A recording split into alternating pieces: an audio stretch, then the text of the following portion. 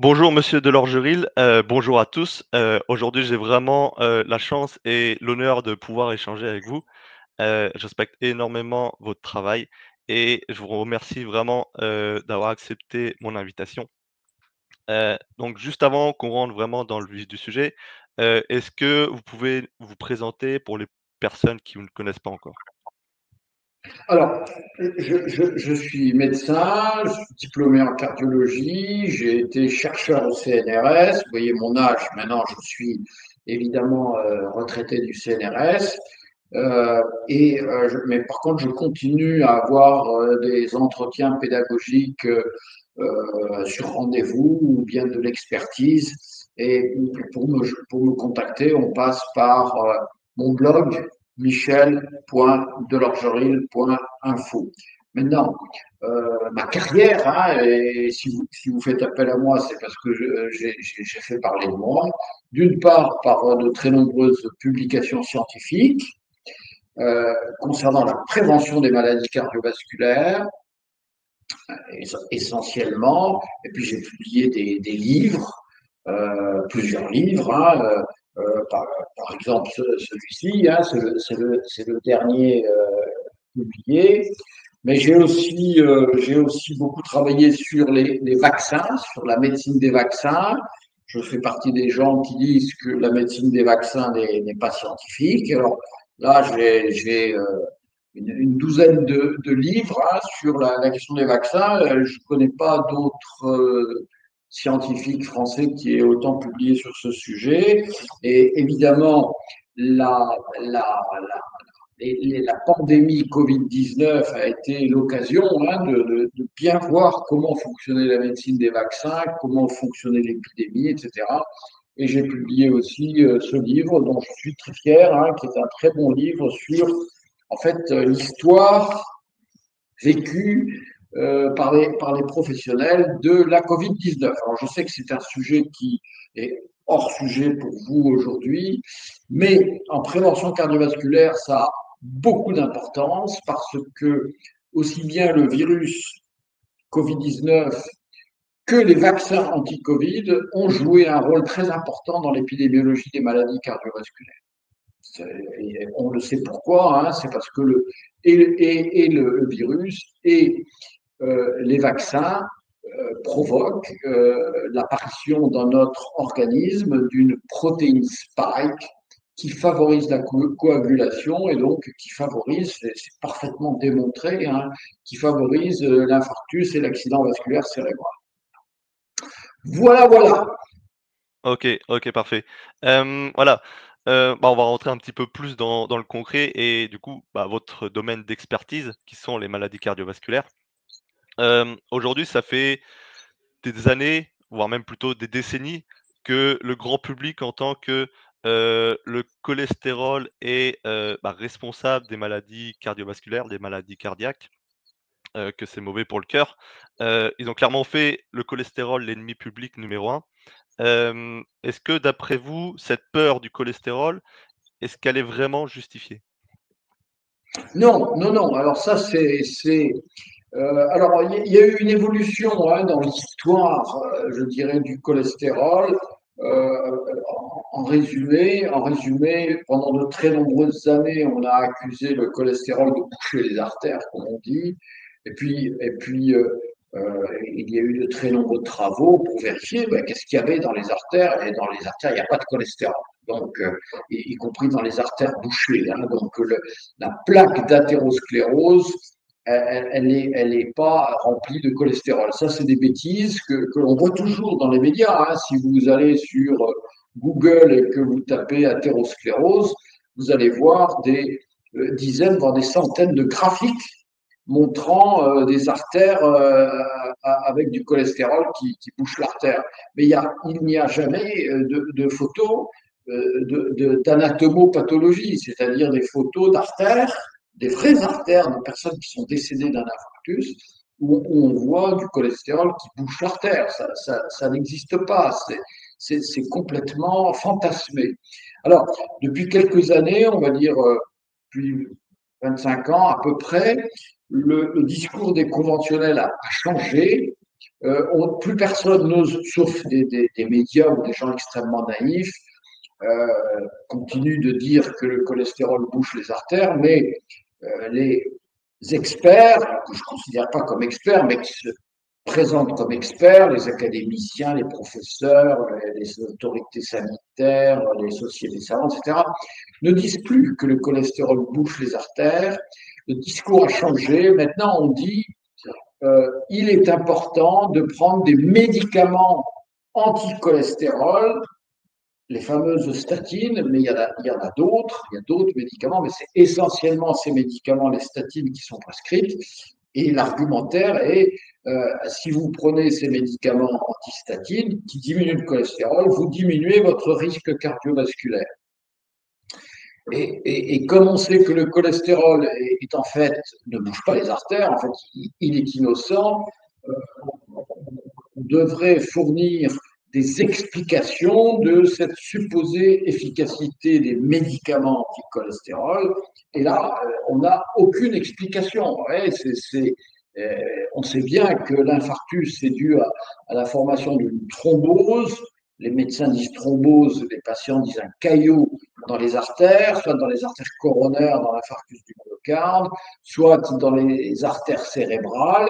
Et les statines ne jouent aucun rôle sur la coagulation et la formation des caillots. Donc, il n'y a pas, si c'était vrai que les statines étaient efficaces pour la prévention cardiovasculaire, on aurait une explication biologique. Or, il n'y en a pas.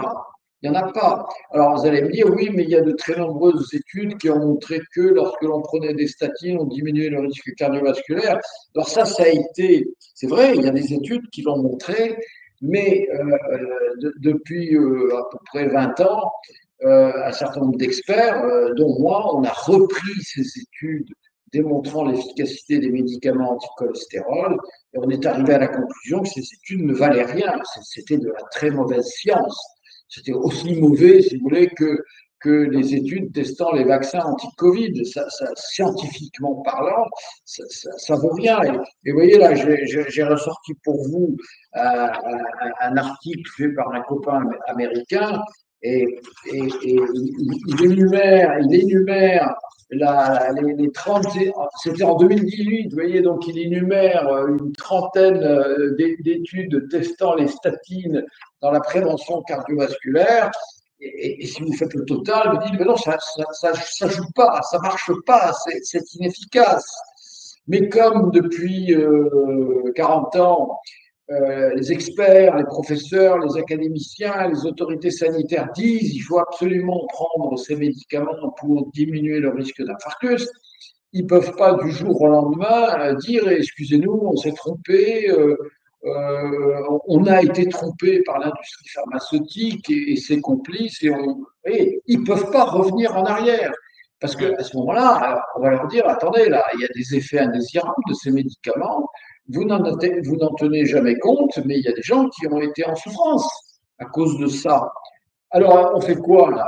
Donc, ils ne peuvent pas reculer, vous voyez, c'est extraordinaire. Donc, encore maintenant, ils vont parmi ces 30 ou 40 études, ils vont en prendre 5 ou 6 et disent regardez, on a des études qui montrent que c'est efficace. Oui, mais il y en a 2 fois plus qui montrent que ça ne marche pas. Et c'est une règle basique en médecine scientifique. On ne doit pas sélectionner les études qui nous plaisent en fonction d'une hypothèse, d'une théorie a priori. Il faut tout prendre. Et si c'est pas rationnel, si c'est pas logique, s'il y a encore plus d'études qui sont négatives que d'études positives, alors il faut rejeter cette théorie. C'est la base de la médecine scientifique. Donc, vous voyez, le cholestérol, c'est plus tellement une question de cholestérol lui-même, mais c'est une question plutôt de médicaments anti-cholestérol, donc de business. Ouais, OK. Et juste du coup, une petite précision, vous parlez des effets secondaires des statines. Quels peuvent être ces effets secondaires concrètement sur la santé? Alors, il y a des effets indésirables qui sont extrêmement fréquents, mais évidemment, ça dépend des doses. Vous voyez, souvent, les médecins, ils commencent par donner le médicament, puis ils vérifient si le cholestérol diminue de manière suffisante ou pas. mais pour obtenir une diminution importante du cholestérol en fonction de règles qui n'ont aucune valeur scientifique. Hein. Certains disent qu'il faut être inférieur à 0,5, d'autres il faut être inférieur à 0,7, d'autres il faut être inférieur à 1. Il n'y a pas de rationalité scientifique, mais c'est la base. Mais dès que vous augmentez un petit peu les doses, les patients ont des symptômes. Alors, les symptômes les plus fréquents, ce sont des douleurs. Hein, ça peut être des douleurs musculaires, ça peut être de la fatigue musculaire, ça peut être des douleurs des ligaments, des douleurs tendineuses. Mais dès qu'on est à une dose un petit peu élevée, pratiquement tout le monde a ces symptômes. Et ces symptômes sont dus à une intoxication des cellules et notamment de petits organites cellulaires dans les cellules qui s'appellent les mitochondries. Bon, je ne rentre pas dans les détails, mais ça c'est vraiment le symptôme le plus fréquent. Mais il y en a bien d'autres. Alors, à nouveau, ça dépend de la dose. Vous voyez, il y a des gens qui vont dire ah, mais moi, je prends une statine depuis 20 ans et je n'ai aucun problème. Oui, mais vous prenez combien? Si vous prenez une toute petite dose parce que le médecin, parce qu'il ne veut pas que son patient se plaigne, a diminué les doses, ça ne sert à rien. C'est comme si vous preniez un placebo. Vous voyez, si vous prenez 10 mg de simvastatine, ça sert à rien. Vous voyez, c'est noyé dans votre bol alimentaire. Et puis bon.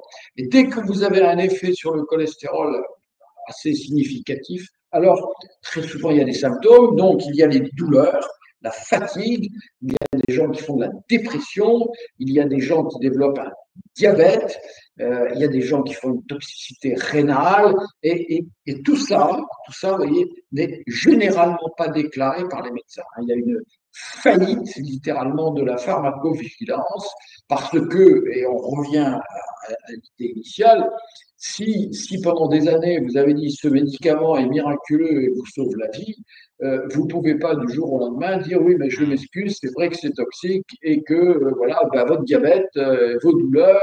Et alors, on voit des patients, vous voyez, qui sont des gens en très bonne santé, bonne activité physique, etc. Mais ils ont un cholestérol un peu haut, selon le médecin. Mais c'est pas haut. Et même quand c'est très haut, c'est pas dangereux du tout. C'est même un avantage. Hein. C'est un avantage d'avoir un cholestérol élevé. C'est bon pour le cerveau, c'est bon pour le système immunitaire, c'est bon pour les muscles, c'est bon pour la prévention du diabète, c'est bon pour la prévention des cancers. Vous voyez, il ne faut pas toucher au cholestérol. Évidemment, on ne va pas l'augmenter, on ne sait pas comment faire pour augmenter le cholestérol, mais en tout cas, il ne faut pas le diminuer. OK? Et donc là, les médecins, ils sont bloqués. Donc, s'ils commencent à déclarer tous les effets indésirables de ces médicaments, mais les gens ils vont dire attendez, on arrête. Et donc, là, la pharmacovigilance est complètement défaillante. Mais il n'y a pas que dans ce domaine-là que la pharmacovigilance est défaillante. On l'a vu avec les vaccins anti-Covid, hein, ça ne marche pas. OK. Et juste du coup pour les personnes qui, voilà, qui sont pas très, averties sur le cholestérol, voilà, qui ont pas vraiment de connaissances, est-ce que vous pouvez nous expliquer un petit peu, voilà, vous nous avez expliqué que d'avoir un taux de cholestérol élevé, c'est bénéfique et cetera. Est-ce que vous pouvez, dire simplement, à quoi sert le cholestérol dans le corps? Voilà, on parle souvent de bon cholestérol, de mauvais cholestérol. Est-ce que, cette notion de bon et mauvais, elle est vraiment, justifiée ou pas? Non, non, non, je vous arrête tout de suite. Vous voyez, le bon et le méchant, la brute et le truand. Attendez, là, c'est du Walt Disney, ça. C'est pas sérieux. C'est pas sérieux du tout. Pour un scientifique, le bon et le méchant, oui, c'est le bon et le mauvais, c'est toujours la même molécule, mais il y a un bon et un mauvais. En fait, c'est basé sur des théories qui sont prises en flagrant délit de contradiction. Je vous donne un exemple simple. Tout le monde admet aujourd'hui que la consommation modérée d'alcool, ça prévient les maladies cardiovasculaires. Bon, il faut vraiment être un peu en retard sur les sciences médicales pour ne pas accepter cette idée évidente et très bien démontrée. Il n'y a pas de contradiction en fait là-dessus. Modéré, hein, faible à modéré. Bon, ben, ça augmente le cholestérol. Vous voyez, manger des œufs, l'œuf étant très riche en cholestérol, ça augmente le cholestérol. Vous voyez. Alors, cette notion de mauvais cholestérol LDL, ça n'a pas de sens. Vous voyez. Et les œufs, il y a eu de grandes études pour vérifier si les mangeurs d'œufs ont moins de risques ou plus de risques d'infarctus que ceux qui ne mangent pas d'œufs. Mais c'est évident, le mangeur d'œufs, il augmente son cholestérol un peu, mais par contre, il mange beaucoup de cholestérol, parce que l'œuf contient beaucoup de cholestérol, et par contre, il fait moins d'infarctus que celui qui ne mange pas d'œuf. Bon, c'est un exemple. Oui, mais cette notion de bon et de mauvais cholestérol, on ne devrait même plus en parler. Pourquoi? Parce que pendant de nombreuses années, donc, on donnait comme médicaments anti-cholestérol, on donnait les statines. Et les statines diminuent, à dose suffisante, diminuent le supposé mauvais cholestérol dit LDL, mais diminue aussi le supposé bon cholestérol HDL. Alors, le jour où l'industriel est arrivé avec un médicament qui diminuait le mauvais cholestérol LDL, mais en même temps augmenter le bon cholestérol HDL protecteur, là, tout le monde s'est dit, on a le médicament miracle. Ça y est, on a fait le tour de la question. Alors, quatre industriels ont proposé quatre molécules différentes. Hein, je raconte ça, je raconte ça dans ce livre, mais c'est un roman policier. Hein. Quatre industriels ont proposé quatre molécules différentes. Alors, c'est des molécules, on les appelait parce qu'elles n'ont jamais été commercialisées, des anti-CETP, cholestérol, ester, transfert, protéines, et c'était des molécules absolument merveilleuses. Ça diminuait le méchant cholestérol autant que les statines, mais ça augmentait le gentil cholestérol HDL de près de 100%. Et donc là, on s'est dit, ça y est, on a la poule aux œufs d'or, si je puis dire.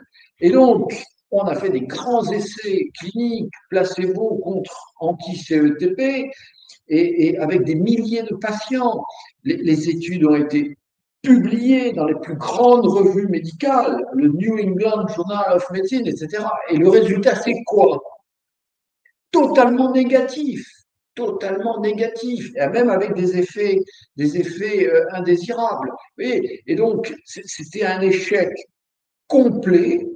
Ces quatre molécules n'ont jamais été commercialisées parce que les industriels se sont dit, ça, c'est indéfendable, indéfendable. Ils n'ont pas osé biaiser ces essais cliniques comme ils l'avaient fait avec les statines parce que c'était une époque où les autorités sanitaires et quelques experts, dont moi, on était très attentifs. Vous ne nous aurez pas une seconde fois. Donc, ils n'ont pas osé. Et donc, ils ont rejeté totalement ces molécules. Elles n'ont pas été commercialisées.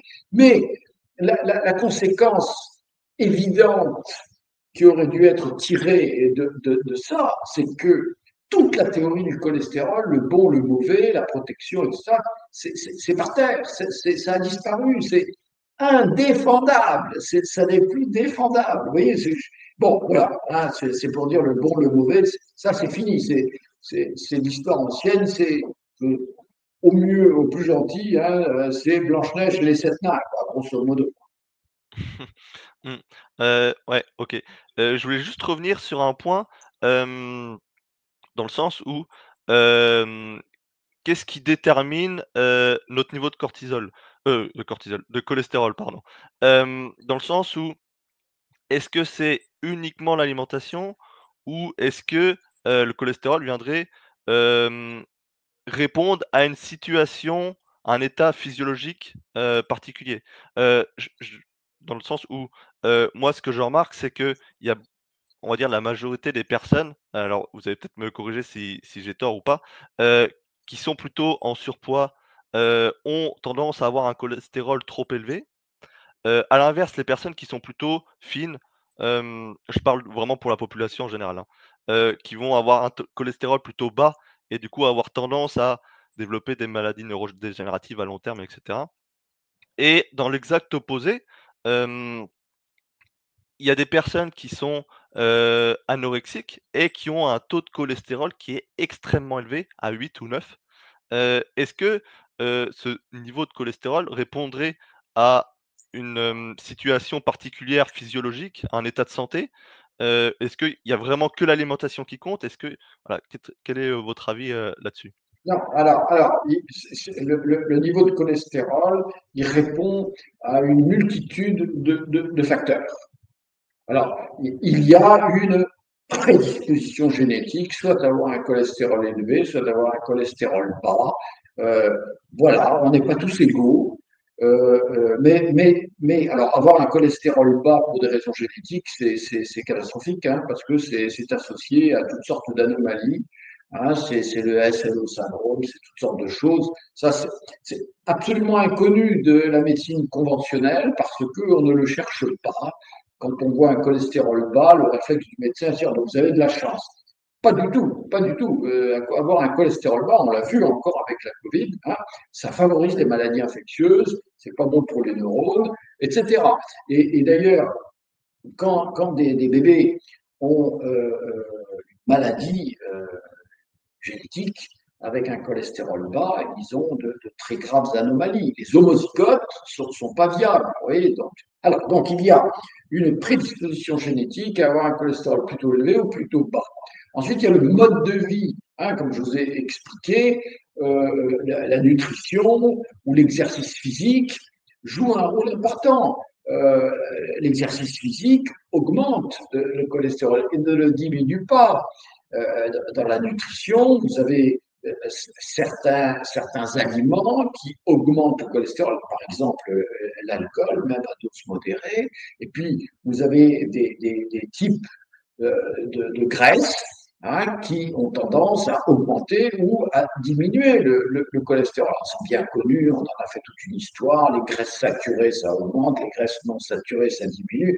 Mais tout ça n'a pas d'importance parce qu'on a montré que, par exemple, je vous donne un exemple très simple, euh, euh, avant que les médicaments anti-cholestérol arrivent sur le marché, les investigateurs pensaient que c'était surtout la nutrition qui était importante et un certain nombre d'équipes en Scandinavie, aux États-Unis, en Australie ont mené des études de modification alimentaire chez des gens qui avaient déjà fait des infarctus, donc c'était la prévention de la récidive, donc c'est des études avec quelques centaines de patients à haut risque, et on arrivait à diminuer le cholestérol en modifiant leur alimentation, essentiellement en remplaçant les graisses saturées, le beurre, la crème, etc., par des huiles polyinsaturées. Alors, ça peut être le soja, ça peut être le tournesol, le maïs, etc.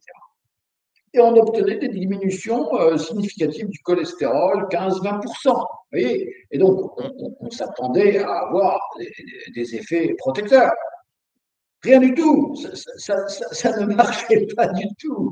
Et diminuer Alors, vous augmentez le cholestérol avec l'alcool, ça vous protège. Vous diminuez le cholestérol avec de l'huile de maïs ou de l'huile de tournesol, et ça augmente le risque. C'était catastrophique. Et c'est pour cette raison qu'on a abouti aux médicaments en les présentant comme des miracles, parce qu'il y avait de tels échecs sur la nutrition qu'on s'est dit, ben, la seule manière, alors, tout en restant avec l'idée que le cholestérol était coupable, la seule manière d'être efficace, c'est avec des médicaments. Mais les autres facteurs très importants qui jouent sur le cholestérol sanguin, ce sont les facteurs hormonaux. Vous voyez, c'est quelque chose d'assez extraordinaire, notamment les hormones sexuelles. Vous voyez pourquoi? Parce que le cholestérol, c'est le précurseur des hormones sexuelles, c'est le précurseur de la testostérone, c'est le précurseur des oestrogènes, je fais vite. Et au moment de la ménopause, par exemple, quand les ovaires sont épuisés et que les hormones sexuelles ne sont plus produites par les ovaires, les oestrogènes, à ce moment-là, il y a une souffrance de nos organes. Et au moment de la ménopause, ça crève les yeux, la peau se modifie, les cheveux se modifient. Oui, mais toutes les cellules de l'organisme sont en manque d'hormones sexuelles. Et à ce moment-là, le cerveau reçoit de toutes ces cellules le message et on n'a plus d'hormones sexuelles, là, on les veut, on en a besoin. Or, comme ces hormones sexuelles sont fabriquées à partir du cholestérol, le cerveau dit aux ovaires et aux surrénales, fabrique-moi des hormones sexuelles, et il dit au foie, envoie du cholestérol aux surrénales, aux ovaires. Envoie par la circulation sanguine, donc au moment de la ménopause, on voit le cholestérol augmenter, mais de manière très significative. C'est la même chose dans l'andropause. Le testostérone tombe, mais le cholestérol monte. Vous voyez. Et c'est pour ça que pendant de nombreuses années, les investigateurs ont pensé que si les femmes faisaient des infarctus à la ménopause, c'est parce que leur cholestérol montait. Alors ils leur donnaient des hormones sexuelles et le cholestérol baissait. Bien sûr, le foie n'avait plus besoin d'envoyer du cholestérol pour faire des hormones sexuelles, puisqu'on apportait les hormones sexuelles sous forme de médicaments. Oui, et quand on donne des hormones sexuelles, on diminue le cholestérol dans le sang et on augmente le risque cardiovasculaire. Tout le monde le sait, ça maintenant. Même les gynécologues ont fini par comprendre qu'il ne fallait pas donner des hormones sexuelles au moment de la ménopause parce qu'on augmente le risque cardiovasculaire. Oui, c'est absolument. Vous avez là sous les yeux, si je puis dire, démonstration hein, qu'il ne faut pas chercher à diminuer le cholestérol. Et puis, s'il augmente au moment de la ménopause, c'est normal, c'est physiologique. Et c'est pas ça qui va augmenter le risque cardiovasculaire. C'est le contraire. C'est si vous le diminuez avec une hormone de synthèse, en général, que vous augmentez le risque cardiovasculaire. Excellent. Du coup, pour en revenir un petit peu au risque, cardiovasculaire, hem, voilà, on a bien compris que le cholestérol, c'était pas le coupable. Hem et du coup, est-ce que, hormis le fait de vouloir descendre, faire descendre ce cholestérol, est-ce qu'il y a d'autres facteurs, qui vont, enfin, d'autres facteurs qui viennent, agir sur le risque, de pathologie, de thrombose, de caillots comme, certains, voilà, l'appellent? Oui, alors, les maladies cardiovasculaires, le point ultime qui provoque l'infarctus et l'accident vasculaire cérébral, c'est toujours, dans 98% des cas, c'est un caillot, c'est une thrombose. Oui, mais si on fait des images des artères avant la catastrophe, alors on peut voir ce que l'on appelle des plaques d'athérosclérose. La plaque d'athérosclérose, c'est une cicatrice hypertrophique à l'intérieur de l'artère. Quand vous vous blessez, il y a un caillot qui se forme, ok, et puis ensuite une cicatrice, une réparation. Certains d'entre nous font des petites cicatrices qui disparaissent très vite, et puis d'autres font des cicatrices hypertrophiques un peu moches. Quand on a travaillé en chirurgie comme moi, et notamment sur les grandes plaies que l'on fait au niveau du thorax au moment des pontages, de transformations. Alors là, c'est absolument évident. Certains de nos patients, ils font des cicatrices qui sont très moches, et puis d'autres, ils font des cicatrices qui disparaissent très vite. Donc, la plaque d'athérosclérose, elle est très importante aussi dans le développement des maladies cardiovasculaires. Ce n'est pas la plaque qui va provoquer l'infarctus, c'est la thrombose, c'est le caillot, mais il y a quand même ces plaques d'athérosclérose qui rétrécissent la lumière de l'artère et qui peuvent provoquer des symptômes. Donc on a ces deux aspects-là, la cicatrice hypertrophique, la plaque d'athérosclérose, elle peut elle aussi se compliquer et favoriser les thromboses. Donc là, il faut bien comprendre donc, que nous avons dans la prévention des maladies cardiovasculaires ou dans les causes, s'il y a prévention, c'est qu'il y a des causes, il y a deux types de familles de causes ou de facteurs favorisants. Il y a d'une part les facteurs génétiques, nous ne sommes pas tous égaux, et d'autre part les facteurs de mode de vie. Alors, quelquefois, ils interfèrent. Vous voyez, je vous donne un exemple. Un facteur génétique comme le fibrinogène, bon, voilà, certains ont, si je puis dire, un cadeau de leurs parents, de leur famille, ils ont un fibrinogène élevé. Alors, ceux-là, il ne faut pas qu'ils fument, hein, parce que le tabac plus le fibrinogène, c'est comme allumer une mèche dans une poudrière. Vous voyez, donc il y a à la fois le génétique et le mode de vie. Il y a d'autres facteurs génétiques qui sont généralement ignorés des médecins conventionnels. Quelques-uns commencent quand même à s'éveiller à ces facteurs. Je vous ai cité le fibrinogène, mais par exemple la lipoprotéine petit a, ça c'est parmi les patients que je vois moi, pratiquement tous les patients qui font un infarctus ou un AVC avant 55 ans, ils ont une LP petit a élevée. Et ça y est, maintenant, même les autres les sociétés savantes ont admis que la LP petit a, c'était vraiment un facteur de risque génétique, donc non modifiable. Alors, s'ils s'intéressent aujourd'hui à la LP petit a, génétique, donc non modifiable, eh bien, c'est parce que l'industrie cherche désespérément des médicaments pour diminuer la LP-A. Ça serait un nouveau marché qui s'ouvrirait et donc un chiffre d'affaires, donc des profits, etc. Donc, ça s'agite beaucoup autour de la LP-A. Donc, ça, c'est un facteur de risque génétique important, parmi d'autres. Je vous ai cité le fibrinogène, la LP-A.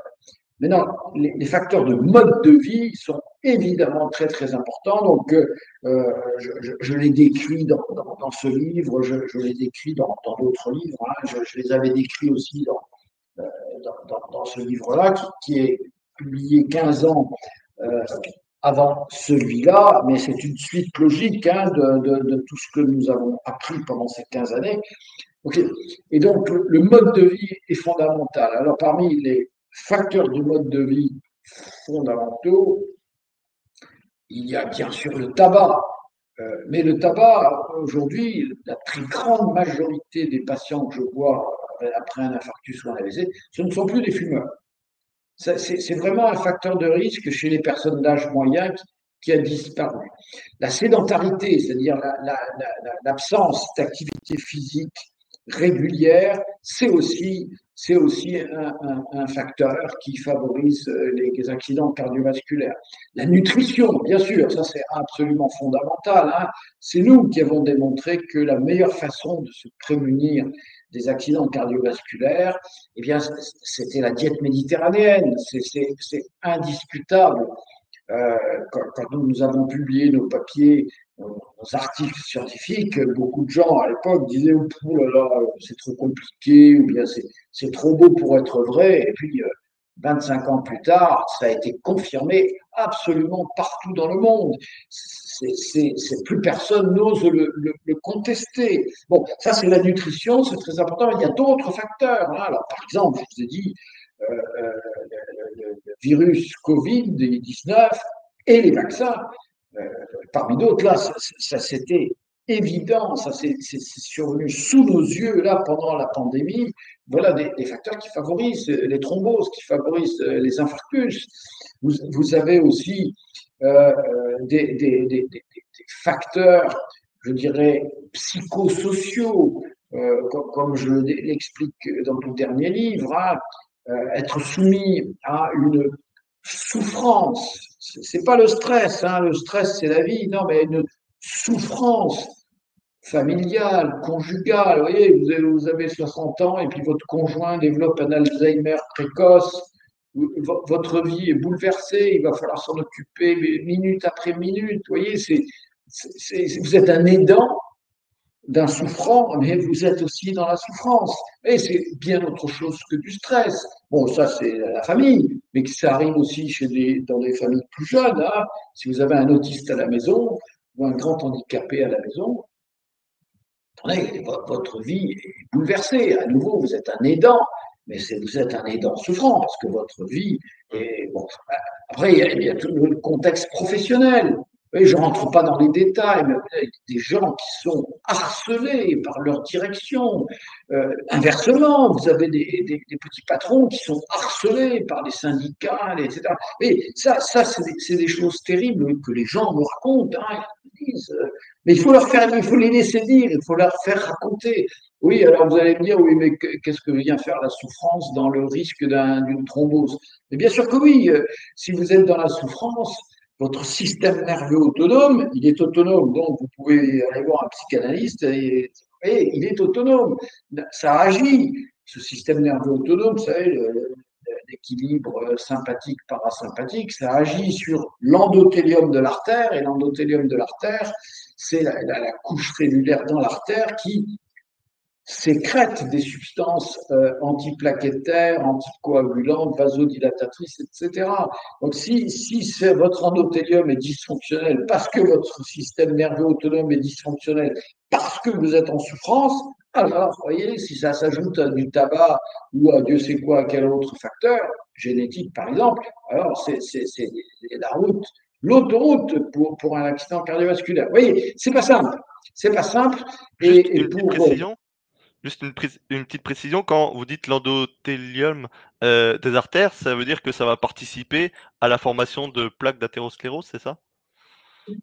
à la formation de plaques d'athérosclérose, mais aussi à la formation des caillots et des thromboses. Comme je vous ai OK. dit, l'endothélium, c'est lui qui sécrète des substances antiplaquettaires physiologiques, anticoagulantes physiologiques. Et bien sûr, si le sang ne coagule pas dans votre artère, c'est parce que l'artère produit des substances anticoagulantes. Voilà, donc je pense là qu'on a fait un peu le Mmh. tour de ces questions. Est-ce que vous avez une autre question? Ouais, bah, par rapport plus du coup à l'alimentation, voilà, je voulais juste, creuser un petit peu plus le sujet là, parce que là, on a parlé de voilà, des différents risques et je trouve ça extrêmement important, de vraiment prendre, bah, le la personne dans sa globalité, que ça soit, la souffrance, que ça soit, le stress, enfin, vraiment tous les aspects, le sport et cetera.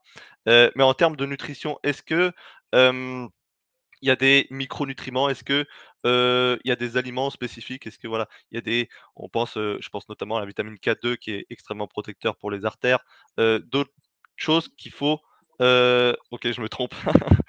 Vous pouvez expliquer un petit peu au niveau des micronutriments, qu'est-ce qui est important? Qu'est-ce qui, Alors, heu alors, alors, alors, là, on est aussi au cœur d'un business. mmh, Toutes sortes de gens, généralement non médecins, mais aussi des médecins nutritionnistes, arrivent sur le marché du conseil nutritionnel, du conseil alimentaire, en ayant une culture basique très très faible. Donc, ce ne sont pas des scientifiques. Et donc, ils racontent un peu n'importe quoi. Hein. C'est assez pénible hein, quand vous avez la responsabilité de patients et qu'il faut systématiquement corriger des idées fausses, on va dire ça comme ça. Donc, ce qu'il est très important de comprendre, c'est que c'est compliqué et on ne peut pas répondre à toutes les questions. Vous voyez, vous parlez de la vitamine K2, d'autres vont parler de la vitamine D3. Bien sûr que ce sont des nutriments importants, mais ce qui importe, ce n'est pas de les prendre sous forme de suppléments. ah Ce oui. qui est important, c'est de ne pas être déficient. Et si vous adoptez une diète méditerranéenne, modernisée, évidemment, c'est plus que manger des Crétois en 1970 ou des pêcheurs siciliens en 1960. On a fait des progrès, on sait s'adapter à la vie urbaine. Donc, comme vous ne pouvez pas répondre à toutes les questions soulevées par les milliers de micronutriments ou de nutriments qui se trouvent dans votre alimentation, la seule bonne façon de faire en toute tranquillité et de façon gastronomique, c'est d'adopter un modèle alimentaire et non pas de s'obséder sur tel ou tel nutriment. Vous voyez, c'est comme le cholestérol. Ouais, non, il joue aucun rôle. Vous voyez, bon. Alors, il y a toutes sortes de nutriments qui sont proposés. Chaque cas, chaque cas est, je parle de patient, hein, chaque cas est un cas particulier qui doit être examiné par des professionnels, des vrais professionnels, comme il y a dans l'entreprise. Vous voyez, ça prend du temps, vous voyez, et ça doit être rémunéré, évidemment. Vous voyez, vous ne pouvez pas faire un travail avec un salarié dans une entreprise et ne pas avoir des retours sur investissement. Il faut payer. Alors, nous, on simplifie, on essaie de simplifier, parce que quelquefois, je vois des ordonnances de nutrithérapeutes ou de Mmh. naturopathes, etc., qui sont interminables, avec des compléments nutritionnels de toutes sortes.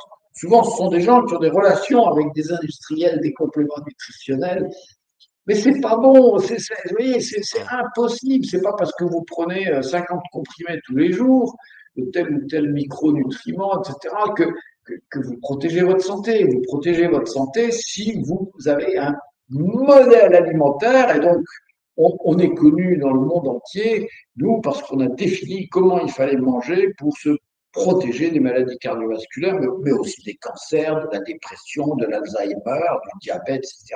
Et c'est le modèle méditerranéen. Personne ne le conteste. Vous voyez. Alors évidemment, il faut avoir compris ce que c'est. Et donc, quand j'ai publié ce livre, des copains, des collègues nutritionnistes disaient Michel, c'est trop compliqué, c'est une encyclopédie. Non, non, ça peut être complètement simplifié. C'est de la gastronomie. Il y a des recettes. Vous voyez, on a des collègues qui ont publié des livres qui expliquent les bonnes recettes de la diète méditerranéenne. On peut faire simple, on peut faire compliqué, mais c'est ça le principe basique, c'est le modèle. Parce que si on suit bien ce modèle, alors on a tous les nutriments nécessaires. Alors c'est vrai que comme chaque cas est un cas particulier, le médecin est confronté à toutes sortes de circonstances et il faut savoir s'adapter. Un végétarien ou un végétalien, et c'est son droit de ne pas vouloir manger des produits animaux, mais c'est pas pour ça qu'on va lui dire va te faire foutre et je ne t'aide pas à te protéger des maladies cardiovasculaires et des cancers. Donc il faut aider ces gens-là. Il y en a d'autres qui sont, par exemple, intolérants aux poissons. Il y en a d'autres qui sont intolérants au gluten. Il y en a d'autres qui sont intolérants aux produits laitiers. Les produits laitiers, c'est fondamental dans la diète méditerranéenne. Bon, c'est quelques exemples. Et donc, il faut s'adapter. Et donc, il faut une culture médicale, scientifique, nutritionnelle adéquate pour pouvoir aider ces personnes. Alors, je ne dis pas que tous les professionnels de la nutrition aujourd'hui sont des ignorants. Il y a des gens absolument formidables. Hein. Je vois des choses, j'entends des choses, on me rapporte des choses très très intéressantes. Donc, c'est pas systématiquement mauvais, mais c'est pas toujours bon. Ouais, c'est bien que, voilà, que vous parliez de ça parce que moi-même, je suis vraiment partisan d'une alimentation qui est vraiment équilibrée et que, voilà, pour moi, à la limite, ça les compléments peuvent venir pallier à une carence, mais avérée, mesurée, mais ça doit pas être la base. On doit avoir, comme vous dites, une hygiène alimentaire qui doit nous apporter tous les micronutriments dont on a besoin et je partage Voilà, complètement. mais c'est vrai que un vrai végétarien, il va être déficitaire en vitamine B12. Et vous n'avez pas d'autre solution que d'apporter des comprimés de B12. Mais vous avez des gens qui viennent vous dire, docteur, moi, je ne peux pas manger de légumes, je ne peux pas manger de légumes à feuilles. Oh, c'est quelqu'un qui va être déficitaire en B9. Donc, il faut lui apporter des B9 sous forme de comprimés. Il y a beaucoup de gens qui sont déficients en iode. Hein, voilà, on leur dit mangez pas de sel. Oui, mais le sel, c'est l'apport en iode. Et donc, vous vous retrouvez. Bon. Et puis, il y a toutes sortes de circonstances particulières. Et celui qui mange pas de poisson, là, attendez, il a pas ses oméga 3 à longue chaîne, donc il faut lui en apporter. Oui, mais pas n'importe lesquels, vous voyez. Si c'est des oméga 3 de synthèse, ça, c'est pas bon du tout. Il faut des oméga 3 naturels. Ça existe sur le marché, oui, mais ça coûte cher, hein, etc. Mmh. Voilà. OK, parfait. Et juste, du coup, on a parlé d'alimentation, on a parlé de tout ça. Hem et C'est est-ce la qu'il y dernière a question. C'est la dernière question. ça marche, après on conclut. Du coup, est-ce que, du coup, pour quelqu'un qui souhaite, évaluer son risque cardiovasculaire, est-ce qu'il y a aujourd'hui des analyses, des marqueurs de risque soit à la prise de sang, soit via d'autres examens à faire en priorité pour vraiment voir, où est-ce qu'on en est? En prévention Alors, peut-être? oui, bien sûr, comme je vous ai expliqué, le risque génétique, il est évalué de deux façons. Il faut faire un arbre généalogique. Hein. Il faut voir si une pathologie particulière se reproduit de génération en génération. Ça prend du temps, ça. Hein. Les médecins, et souvent, ils sont pressés, ils n'ont pas trop de temps. Mais voilà, ça prend du temps. Et puis, on complète cet arbre généalogique. Il faut laisser les gens parler, il faut laisser les gens raconter. Quelquefois, les gens vous disent ben ça, cet oncle-là, oui, il a eu quelque chose, mais je vais demander à ma mère. je ne sais pas très bien, mais je demandais à ma mère, ou alors je demandais à mon grand-père, etc. Vous voyez, c'est un travail qui doit être minutieux. Et puis ensuite, on fait des prises de sang pour vérifier un certain nombre de paramètres génétiques. C'est à la fois de la génétique et du mode de vie, hein, comme je vous ai expliqué. Et par conséquent, voilà, vous pouvez mesurer des paramètres. Et puis ensuite, sur des prises de sang que je qualifierais de tout à fait banales et conventionnelles, vous avez toutes sortes d'informations qui vous viennent. Hein. Je vous donne un exemple. Quand vous faites une prise de sang pour vérifier l'hémoglobine, oui, mais en dessous de l'hémoglobine, il y a le volume globulaire moyen. Le volume globulaire moyen, il vous donne des informations. Hein. Si les globules rouges sont très petits, c'est que vous manquez peut-être de fer. S'ils sont très gros, vous manquez peut-être de vitamine du groupe B, etc. Il ne suffit pas de regarder le nombre de plaquettes, il faut regarder aussi le volume plaquettaire moyen. Plus la plaquette est grosse, et plus elle est hyperactive, et plus vous avez un risque de thrombose, etc. On pourrait passer la journée à discuter comme ça de la façon dont on peut analyser à la fois des résultats de prise de sang tout à fait banals, et aussi peut-être demander quelquefois des choses un peu plus compliquées. Ça vaut la peine parfois de mesurer le sélénium, de mesurer le zinc, de mesurer le cuivre, etc. Voilà, mais on ne peut pas là rentrer dans les détails. Évidemment, évidemment. En tout cas, ça ne sert à rien de mesurer le cholestérol. Alors, il y a un autre facteur. Alors, le cholestérol, ce n'est pas un lipide. Hein. Quand vous avez la prise de sang qui revient du laboratoire, on dit bilan lipidique, et puis en premier, cholestérol. Alors, le cholestérol n'est pas un lipide, hein. C'est un stérol. C'est une famille biochimique différente. Vous voyez le degré de confusion dans lequel nous nous trouvons ces jours-ci. Par contre, il y a un autre facteur qui est le triglycéride, qui peut être utile, parce que il ne s'agit pas de diminuer les triglycérides avec un médicament. On a vu que c'était complètement inefficace. Mais souvent, contrairement au cholestérol, les triglycérides, ils peuvent vous apporter une information. C'est quelqu'un qui boit peut-être un petit peu trop, qui mange peut-être trop de sucre, qui est ceci, qui cela, etc. Et donc, en modifiant les habitudes alimentaires, vous pouvez utiliser les triglycérides non pas comme un facteur de risque, mais comme un indicateur d'habitudes alimentaires inadéquates. Voilà, on en a OK. dit beaucoup là. Ouais, merci beaucoup pour, tous ces conseils et toute cette interview. C'est vraiment, ouais, vraiment un honneur pour moi de d'avoir pu échanger sur tous ces sujets avec vous. Voilà, je vais vous laisser le mot de la fin. Si vous voulez encore, vous nous avez parlé pas mal de vos livres. Si vous voulez rajouter encore quelque chose, une petite dernière chose, parler éventuellement si on peut vous contacter, si on peut, peut-être prendre rendez-vous, je ne sais pas si vous le faites encore aujourd'hui, avec vous. Je vous laisse le mot de Alors la fin. oui, quand quelqu'un a un problème majeur, souvent il y a déjà eu un infarctus, un AVC, etc., je peux essayer d'aider, mais évidemment pas sous forme de consultation, hein, sous forme de ce que j'appelle des entretiens pédagogiques. Donc ça prend du temps et je ne prends pas tout le monde. Donc, ouais, si quelqu'un me dit ah, docteur, mon cholestérol est élevé, j'ai peur, écoutez, vous n'avez qu'à lire mon livre et puis ça va. Par contre, il y a d'autres circonstances où vraiment les gens ont des questions importantes et ils n'ont pas de réponse avec la médecine conventionnelle.